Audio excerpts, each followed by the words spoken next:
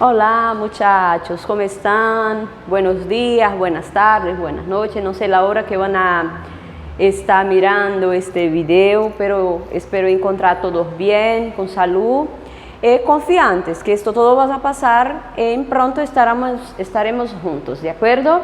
Então, pessoal, espero que vocês estejam bem, com saúde, motivados aí nos seus planos de estudo. E vamos que vamos, não podemos parar, não é isso? Então, hoje, para começar, eu lhe convido a tomar o seu livro lá na unidade 9, ok? E na unidade 9, nós vamos falar um pouquinho, logo no início do capítulo, sobre literatura, tem um texto aí literário, e em seguida os gêneros textuais. E eu vou abordar apenas 3 gêneros textuais. Não irei me estender, porque gênero textual é um assunto que vocês já viram bastante, né, no conteúdo de literatura, certamente em língua portuguesa também, já passaram por gêneros textuais, e não há mudança. Então, coloquei apenas 3 tópicos aqui para falar sobre o gênero lírico, o gênero épico e o gênero dramático. Eu lembro que em anos passados, quando nós chegávamos nessa parte do conteúdo, os nossos alunos sempre dominavam muito bem. E eu coloquei assim para vocês. Gênero lírico, os textos são escritos em versos. Eu coloquei em espanhol, mas vou ler em português, tá bom? Estou fazendo as traduções. Eles expressam sentimentos próprios ou de los suyos. Eles expressam sentimentos próprios ou de los suyos, ou seja, ou de outras pessoas, esse tipo de texto. Também conhecidos como poesia, é representado por poemas, marcado por a criatividade, emoções, sentimentos e valores estéticos. Melodia e ritmo são também características importantes desse gênero literário. Poemas e poesias. Então, certamente vocês conseguem identificar. É interessante saber identificar os gêneros textuais para poder me nortear na hora da leitura, da compreensão, não é? Então, se eu vou fazer análise de um texto lírico, eu não vou interpretar um texto lírico como eu interpretaria um texto jornalístico, por exemplo, certo? O gênero jornalístico. Então, é diferente, a abordagem é diferente, a forma que eu vou ler, que eu vou entender, o sentido que nós vamos dar a esse texto. Então, tudo isso é preciso ser observado. E o gênero épico? O que é que nós vamos encontrar no gênero épico? Eu coloquei o seguinte para vocês. É a narrativa em versos, não é isso, pessoal? Então, que apresenta um episódio heróico da história de um povo. Nesse gênero, geralmente, há a presença de figuras fantasiosas. A palavra epos vem do grego, sabiam disso? E significa versos. Neste gênero, geralmente, há a presença de figuras fantasiosas. Então, são textos escritos em versos, né? Há essa presença de figuras fantasiosas e são textos extensos, são textos grandes. Depois nós temos aqui, pessoal, o gênero dramático. Então, quem gosta aí desse tipo de gênero? Dramático. Então, a palavra drama, etimologicamente, significa ação. Gênero dramático, então, conjunto de obras literárias que apresentam a imitação de ações. Aí nós temos dentro dessa imitação de ações, nós temos a tragédia, a comédia ou a tragicomédia, né? Que é a tragédia e a comédia que se misturam dentro desse contexto. E aí eu consigo identificar, certamente, eu não tenho dúvidas que vocês conseguem identificar, porque já conhecem. E na língua espanhola não é diferente, nós seguimos essa mesma linha de raciocínio, essa mesma vertente, combinado? Aí sim, chegamos na parte gramatical, aqui a gente precisa se estender um pouco mais. Mais uma vez, o assunto que o material nos traz são os verbos, os tempos verbais, e hoje a gente vai falar de verbos com irregularidades próprias. Então, irregularidade própria. Existem alguns verbos que sofrem irregularidades vocálicas, que inclusive foi o nosso assunto da nossa última aula pelo Google Meet, e hoje as irregularidades próprias. Eu vou estar dando dicas para que você consiga identificar. Eu sempre digo assim para vocês,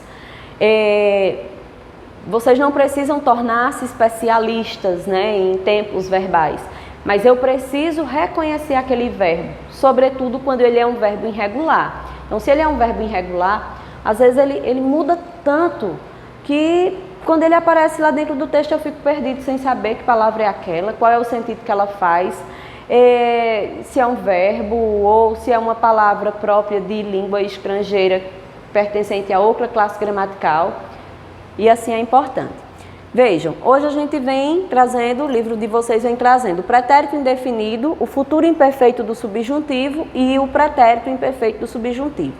Eu vou logo adiantando que esse tempo aqui, ó, futuro imperfeito do subjuntivo, os livros ainda trazem para que o aluno passe a conhecer, mas é um tempo inutilizado. Então, ele é um tempo que, dentro das estruturas de linguagem, ele passou a ser descartado. Tá bom? Então, vou apresentar para vocês conhecerem, mas é pouco provável que vocês se deparem com esse texto, ao menos que ele apareça em um poema épico, não é? Ou em um poema lírico, uma coisa mais antiga, mais conservadora. Mas, na atualidade, em um texto jornalístico, em um anúncio publicitário, ou seja lá, outros tipos de texto, outros tipos de narrativas, vocês não vão encontrar. Aqui eu coloquei o verbo andar, para trabalhar nessas três perspectivas. Vejam, o verbo andar, ele é um verbo com irregularidade própria. Então, na forma infinitiva, andar. Na hora das desinências, né, de deslizando aí, de caminhando pelas desinências, nós temos anduve, na primeira pessoa.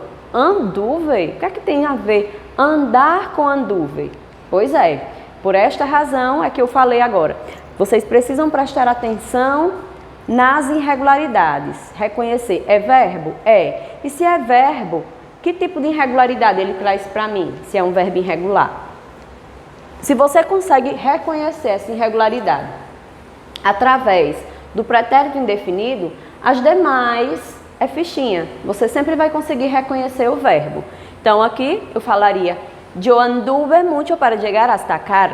Tu anduviste mucho para llegar. Él, ella y ustedes anduviste. Nosotros anduvimos. Vosotros anduvisteis. E ellos, ellas e ustedes anduvieron. Ok? Já no futuro imperfeito do subjuntivo, a forma é anduviere. Veja que a raiz do verbo se assemelha ao pretérito indefinido. Então, o norte de vocês, para estudar verbos irregulares, precisa ser o pretérito indefinido. Quando você consegue reconhecer o verbo irregular no pretérito indefinido, mesmo que o tempo vá mudando, vocês vão conseguir reconhecer nos outros tempos verbais. Então, a dica é verbo irregular. Bate o olho, estuda com carinho, com atenção, as tabelinhas lá do pretérito indefinido, que as demais vocês vão tirando de letra. Depois nós temos o pretérito imperfeito do subjuntivo, andubiese ou andubiera. Veja, aí eu tenho duas terminações, a terminação ra e a terminação se. Aqui na língua portuguesa nós usamos muito a terminação se, e ela é usada, ela é encontrada em contextos hipotéticos. Por exemplo, se não estivesse ocorrendo o coronavírus, a escola estaria cheia de alunos. Eu coloquei assim, estivesse. Se não estivesse, então a terminação do verbo se. Na língua espanhola seria se não estuviesse ou se não estuviera. Então veja que este tempo verbal entrou em um contexto hipotético e o verbo passa a ter duas terminações. Sendo a terminação ra, ela é bem mais usada do que a terminação se em língua espanhola. Aqui eu coloquei para vocês essa tabela norteando a estudarem os principais verbos irregulares no pretérito indefinido. O pretérito indefinido é um dos tempos que mais aparecem nos contextos, porque ele faz referência a um fato concluído e acabado no momento passado. Eu fui a Recife, então eu fui, o fato já foi concluído, já foi acabado, não guarda relação com o meu momento presente. Aí aqui eu coloquei o verbo irregular, andar. Você sabe como é que fica andar na primeira pessoa? Sim, porque eu já falei e vocês estão acompanhando o material. anduve, anduve. E cabe, coupe. De repente alguém ganhou aí uma calça de presente, né? O dia dos namorados se aproximando. E aí o seu namorado ou a sua namorada te presenteou te regalou com um pantalão vaqueiro. Pero ahora en cuarentena, estás en casa, comendo demasiado, comendo muito, e a calça não deu. E aí, para dar notícia? Amore mio, não culpe em el pantalão. Não culpe. Ó, culpe não é de culpa, tá bom, pessoal? É do verbo caber. Não culpe eu, tu. Culpiste, culpo, culpimos, culpistes e culpieron. E o verbo descer? O que quer dizer descer? Não é a Desi Gonçalves, que já partiu dessa vida para outra. Nem é descer para lugar nenhum. Mas sim dizer. Então, se eu falo assim, eu vou dizer a verdade. Aí, eu vou descer. Então, descer é dizer. E se eu quero dizer assim, eu disse a verdade. Eu dije. Dije, e tu, dijiste, e él, dijo, e nosotros, dijimos, e vosotros, dijisteis, e ellos, ellas e ustedes dijeron. Então, esse é o verbo descer. E o verbo estar, professora, como vai ficar o verbo estar com irregularidades? O verbo estar, estuve, e aí eu vou pronunciar assim, ó, estuve, estuve en la escuela ayer, eu estive na escola ontem. Já o verbo poner não, poder, pude, esse é fácil de identificar, né? Ó, pude, pudiste e pudo, na terceira pessoa. Ó, eu vou dar uma dica, que quem estiver atento vai lhe ajudar por longos anos. Veja só, na primeira conjugação, a terminação é e na terceira é o. É o, é o, é o. Não esqueçam disso, sabe por quê? Porque na hora que o pronome pessoal ele está oculto, que você precisa identificar a pessoa sem a presença do pronome, você terá dificuldade. Pude ou pudo? E agora? Pude ou pudo? Eu disse é na primeira e o na terceira. Então isso vai deslizando para todos os verbos. É o, beleza? Depois o verbo poner. Puse. O verbo querer, quise, saber, supe, tener, tuve, traer, traje, venir, vine. Então, essas são as terminações e as desinências dos verbos com total irregularidade no pretérito indefinido. Pretérito indefinido, verbos irregulares. Então, aqui eu trouxe mais alguns para vocês, né? O verbo ir também, o verbo ir, o verbo ser, eles conjugam-se da mesma forma no pretérito indefinido. Eu fui à sua casa. Aí eu usei o verbo ir nesse caso.